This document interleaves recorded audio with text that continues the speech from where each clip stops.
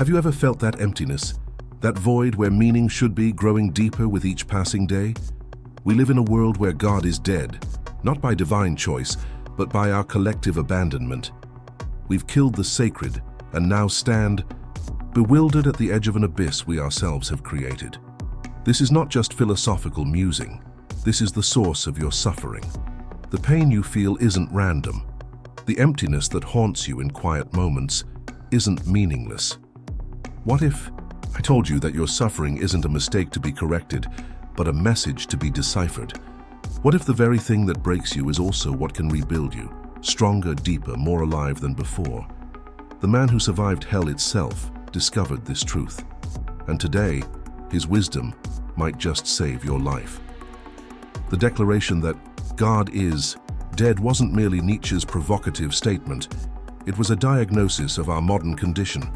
We've constructed a world of comfort and distraction, yet find ourselves more lost than ever before.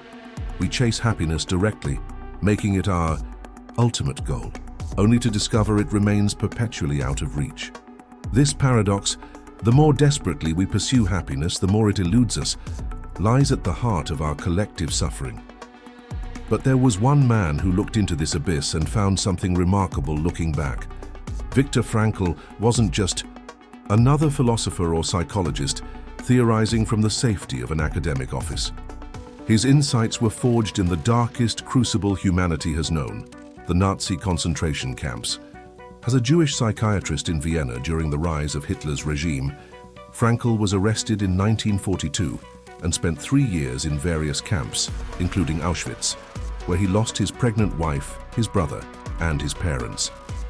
In those camps, stripped of everything, possessions, dignity, identity, family, Frankl made an observation that would revolutionize our understanding of human suffering.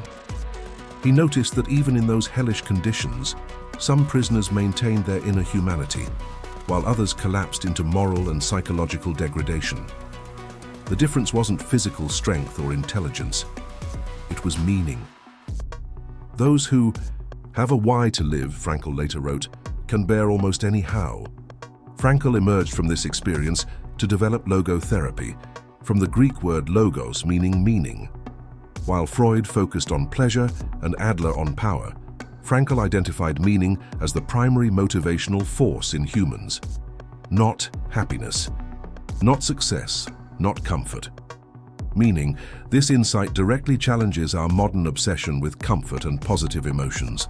In a world where we've declared God dead, where transcendent meaning has been replaced by consumerism and fleeting pleasures, Frankl's message becomes even more urgent.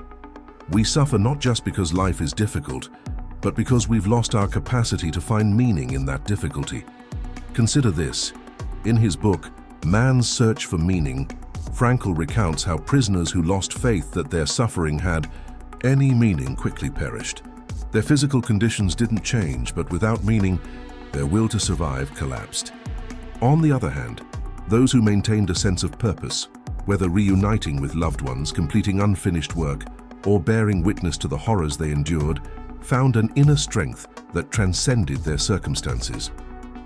What Frankl discovered wasn't just a psychological coping mechanism. It was a fundamental truth about human existence that modern society has forgotten.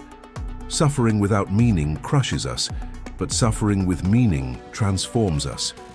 This perspective stands in stark opposition to our culture's relentless pursuit of comfort and happiness. We are told that negative emotions are problems to be solved rather than messages to be heard. We medicate our anxiety, distract from our depression, and numb our existential angst with endless scrolling and consumption. Yet Frankl would argue that this approach only deepens our suffering by disconnecting us from its purpose. What man actually needs, Frankl insisted, is not a tensionless state, but rather the striving and struggling for a worthwhile goal, a freely chosen task. This doesn't mean we should seek out suffering. Life provides enough without our help. Rather, it means we must stop running from the inevitable difficulties of existence and instead ask, what is this suffering trying to teach me? What meaning can I create from this experience? Frankl himself exemplified this approach. In the camps, he would mentally project himself into the future, imagining himself giving lectures on the psychology of the concentration camp. This wasn't mere fantasy, it was meaning-making in action. His suffering became bearable because it had purpose, to help others understand and find meaning in their own struggles.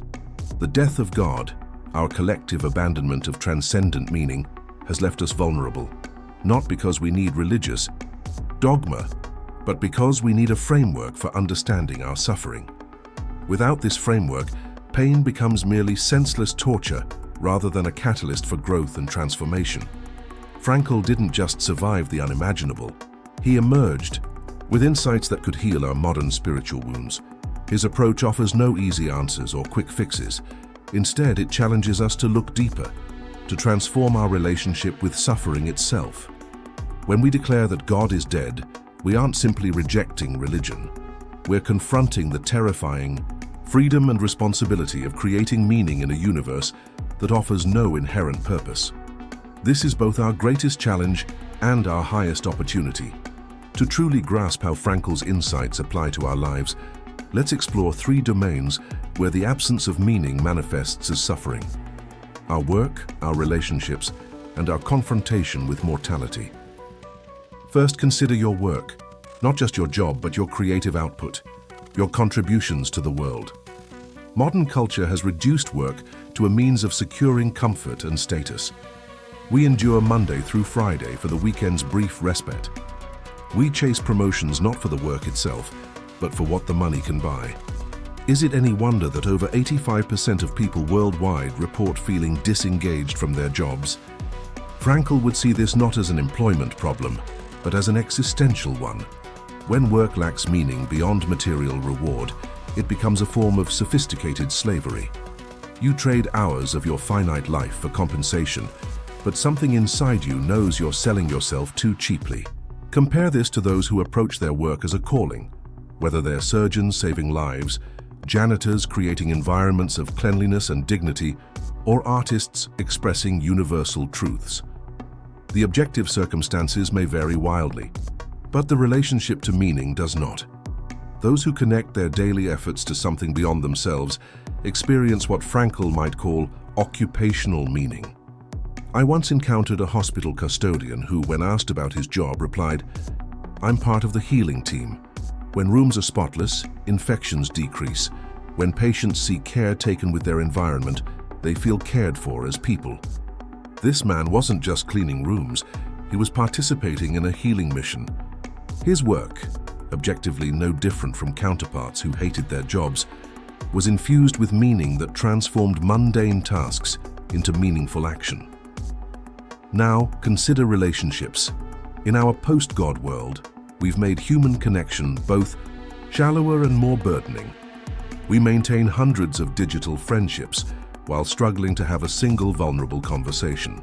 Simultaneously, we place impossible expectations on romantic partners, expecting them to fulfill needs once addressed by community, purpose, and spiritual connection. Frankl observed in the camps that those who maintained mental images of beloved people often found strength to endure. But this wasn't about using relationships as escape. It was about love as a gateway to meaning. "Love is the ultimate and highest goal to which man can aspire," he wrote. Yet he wasn't speaking of love as mere feeling or comfort, but as a way of seeing the potential in another person and helping them achieve it. When relationships lack this dimension, when they exist merely for mutual entertainment, convenience, or status, they become another form of emptiness disguised as connection. The epidemic of loneliness sweeping wealthy nations isn't about physical isolation. It's about the absence of meaningful connection. We can be surrounded by people, yet starving for the nourishment that only purpose-driven relationships provide. Sarah, a woman in her 70s who survived breast cancer, told me her diagnosis revealed which relationships held meaning and which were merely habitual. "Some friends couldn't handle my suffering and disappeared," she reflected. "Others showed up in ways I never expected. What I realized is that meaningful relationships aren't about avoiding each other's pain. They're about finding purpose together within it." Finally, perhaps the most profound domain where meaning shapes our experience, our confrontation with mortality. In a society that hides death behind hospital doors and funeral home makeup, we've lost our relationship with the finite nature of existence. We pretend we'll live forever, building identities around youth and vitality while denying the inevitable. Frankl saw this denial as profoundly damaging. In the camps, death was omnipresent, impossible to ignore. Those who found meaning didn't deny this reality. They incorporated it into a larger narrative that gave even death significance. Consider how differently people approach terminal diagnoses. Those without a framework of meaning often experience pure terror and despair. Those with meaning, whether through legacy, spiritual beliefs, or acceptance of natural cycles, approach death not without fear, but with a context that makes fear bearable. Michael, diagnosed with ALS at 42, described his journey. At first, there was only panic, but eventually I had to ask myself, if I have 3 years left, what matters now? Strangely, knowing I'm dying has made me more alive than ever before. I waste no time on meaningless activities. Every conversation matters. Every sunset is a gift. My disease is terrible, but the clarity it's given me is extraordinary. This is what Frankl meant when he wrote, "If there is meaning in life at all, then there must be meaning in suffering." Not that suffering itself is good, but that within even our darkest experiences, meaning can be discovered or created. But how do we actually do this? How do we transform our suffering through meaning? Frankl outlined 3 primary ways we discover meaning: through creating or accomplishing something, through experiencing something, or encountering someone, particularly through love, and through our attitude toward unavoidable suffering. This third path is perhaps most revolutionary. When we face circumstances we cannot change, terminal illness, loss of loved ones, irreversible mistakes, we still retain the freedom to choose our stance toward these realities. This tragic optimism, as Frankl called it, isn't positive thinking or denial. It's the profound human capacity to make meaning even in our darkest hours. Consider Viktor Frankl himself. He could have emerged from the camps bitter, traumatized, seeking revenge. Instead, he transformed his suffering into insights that have helped millions find meaning in their own struggles. His suffering became a gift to humanity, not because the suffering itself was good, but because he created meaning from it. This perspective doesn't diminish the reality of pain. It doesn't suggest we should be grateful for tragedy or abuse. Rather, it offers a radical proposition that even in circumstances where everything has been taken from us, we retain the ultimate human freedom, the freedom to determine our own inner response. The death of God has left us orphaned in a universe without inherent meaning. But Frankl's message suggests this isn't the end of the story, it's the beginning. In the absence of imposed meaning, we discover our capacity to create meaning. In the face of suffering that seems senseless, we can become meaning makers. If you're finding resonance in these words, take a moment now to leave your mark with a like. It's a small action that helps this message reach others who might be suffering in silence. And stay with me as we explore how to practically apply Frankl's wisdom to transform your relationship with suffering, revealing how your deepest pain might contain the seeds of your greatest growth. Now let's translate Frankl's profound insights into practical wisdom you can apply today. Because understanding meaning intellectually is one thing, embodying it in your daily life is another entirely. The first step is radical responsibility. In a world where victimhood has become a form of currency, Frankl's message is countercultural. Regardless of your circumstances, you remain responsible for your response. This isn't about blaming yourself for suffering you didn't choose. It's about recognizing that even in the most restricted external conditions, your internal freedom remains. Begin by examining an area of suffering in your life, whether it's a health challenge, relationship breakdown, career setback, or existential crisis. Now ask yourself, what meaning might be waiting to be discovered in this experience? Notice I didn't say what meaning exists, but rather, what meaning might be waiting. Frankl didn't believe meaning was simply lying around to be found like coins on a sidewalk. He believed we participate in its creation through our choices and attitudes. Consider Thomas, a former executive who lost everything to addiction. For years, he told me, I saw my addiction as something that destroyed my life. My career, marriage, home, all gone. But when I finally stopped fighting and blaming, I asked what meaning this suffering might hold. Thomas eventually became a counselor for others struggling with addiction. Now I see that without my own descent into hell, I couldn't guide others out. My greatest shame became my greatest asset. The suffering wasn't meaningless, it was preparation. This perspective shift is available to all of us. The question isn't, why is this happening to me? But what does this make possible? Not how can I escape this pain, but how might this pain be transforming me? The second practical application is what Frankl called dereflection, the process of looking beyond yourself. Our culture encourages endless self-focus, self-improvement, self-care, self-actualization. While self-awareness matters, Frankl observed that excessive self-focus actually intensifies suffering. The more we obsess over our happiness, the more it eludes us. Instead, he advocated directing attention outward toward people and purposes beyond ourselves. This explains why those who volunteer during their own hardships often experience profound relief, not because their problems disappear, but because meaning emerges in service to others. Elena discovered this after losing her daughter to cancer. The grief was unbearable, she shared. Therapists encouraged me to focus on self-care, but it only made me more aware of my pain. Eventually, Elena started a foundation providing comfort, items to children in cancer treatment. When I focus on these children and their families, something shifts. My grief doesn't disappear. I wouldn't want it to, because it's connected to my love for my daughter. But it transforms from meaningless torture into meaningful action. I'm not just a grieving mother. I'm a mother whose love continues to impact the world. You can practice dereflection today. When suffering feels overwhelming, ask, who might need what I could give right now?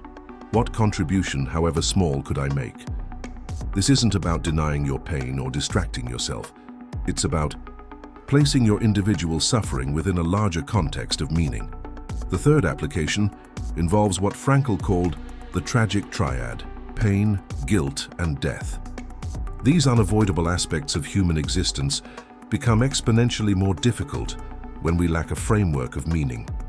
But when approached through Frankl's lens, even these can be transformed. Pain, whether physical or emotional, naturally demands our attention. Without meaning, this attention becomes pure suffering. With meaning, pain remains painful but also purposeful. Consider childbirth, intensely painful, yet many women describe it as meaningful because the pain serves creation. Similarly, the pain of growth, whether physical training, emotional healing, or intellectual struggle, becomes bearable when connected to purpose. Ask yourself, what might this pain be creating or revealing? How might it be serving my evolution? This doesn't romanticize suffering, but recognizes its potential role in transformation. Guilt, that terrible feeling that we've failed or harmed others, can either crush us or guide us toward redemption. Frankl witnessed how unaddressed guilt destroyed people from within. But he also saw how facing guilt honestly, making amends, where possible, and committing to different choices transformed guilt from punishment into guidance. James, who betrayed his business partner years ago, described his journey. I lived with crushing guilt for years, drinking to numb it. But eventually I realized the guilt was actually a remnant of my conscience, the part of me that knew right from wrong. Instead of my enemy, it was actually trying to guide me back to my values. James couldn't undo his actions, but he made financial restitution, openly acknowledged his wrongdoing, and now mentors young entrepreneurs on ethical business practices. My guilt became meaningful when I used it as a compass rather than just a weight. When facing guilt, ask, what values does this feeling point toward? What amends can I make? How might this experience make me more compassionate toward others? Failures. Finally, death, the ultimate reality we spend our lives avoiding. Frankl observed that our mortality, when properly understood, doesn't diminish life's meaning, but amplifies it. by accepting the finite nature of existence, every moment becomes more precious, every choice more significant. Maria, diagnosed with terminal cancer at 36, explained it this way: "Before my diagnosis, I lived for someday.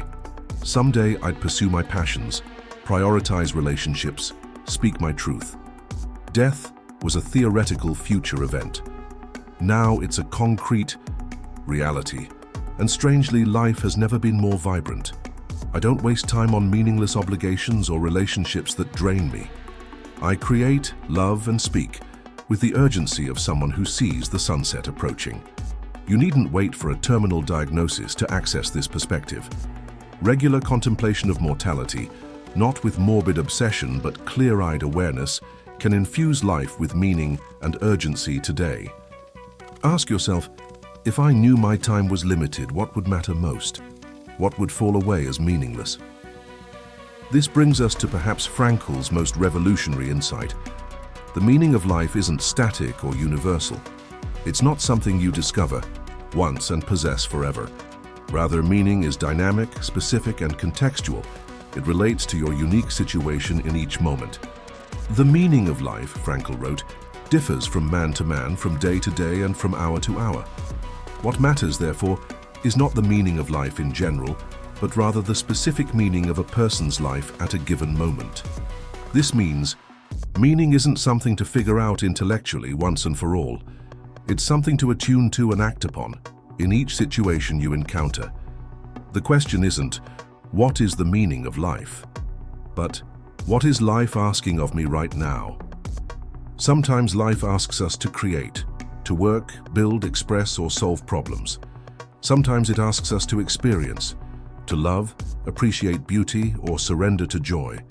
And sometimes, when we face immutable suffering, it asks us to transform, to grow in wisdom and compassion through our response to pain.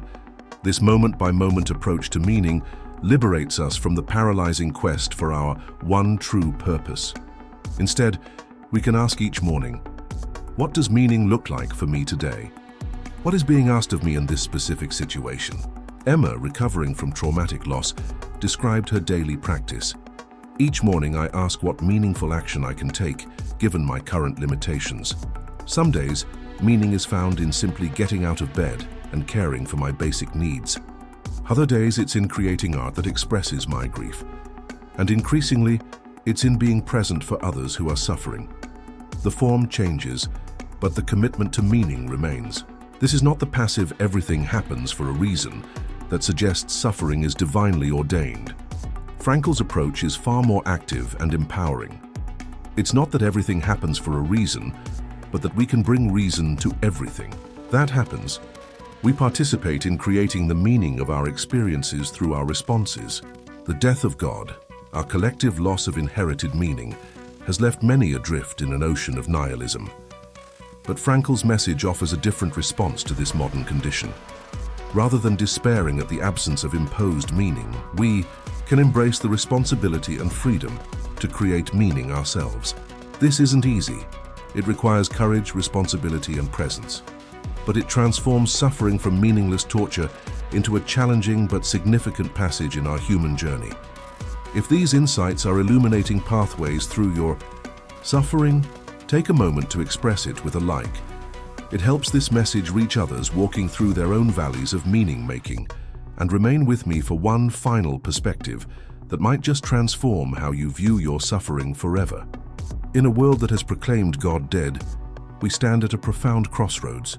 We can surrender to the meaninglessness this void seems to create, or we can embrace the terrifying freedom Viktor Frankl revealed, the freedom to create meaning even in our darkest hours.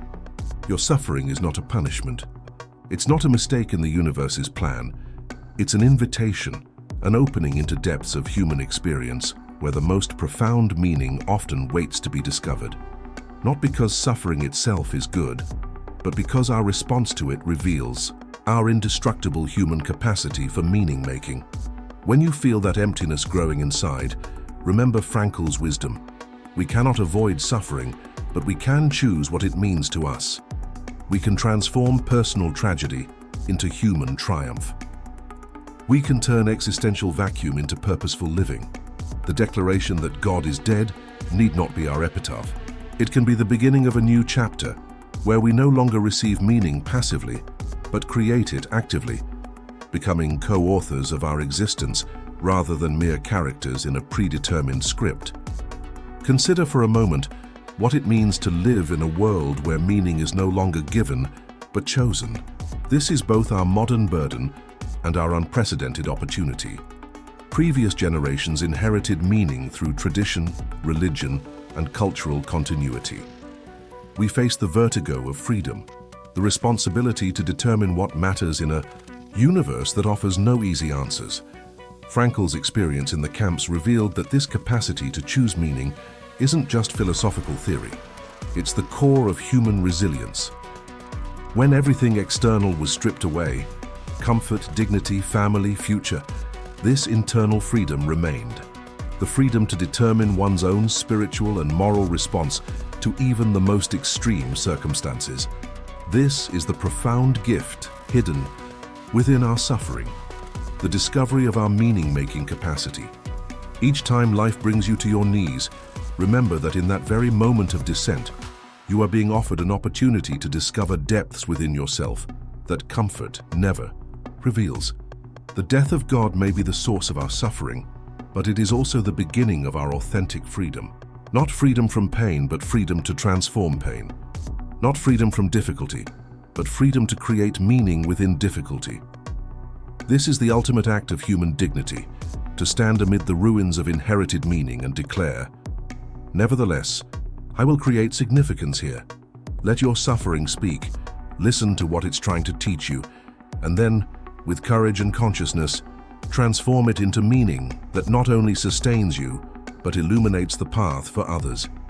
Inscribe your mark with a like, so this message finds more souls searching for meaning in their suffering. Subscribe and activate notifications to receive these streams of wisdom regularly in your life. Share in the comments the word purpose for us to connect in this journey toward meaningful existence. Has Frankl's wisdom illuminated your own struggle? Your story might become the light that guides others through their darkness on our channel. Tell us in the comments, what suffering are you currently transforming into meaning? Your unique experience could inspire thousands in a future video, creating ripples of meaning in a world starving for depth and purpose.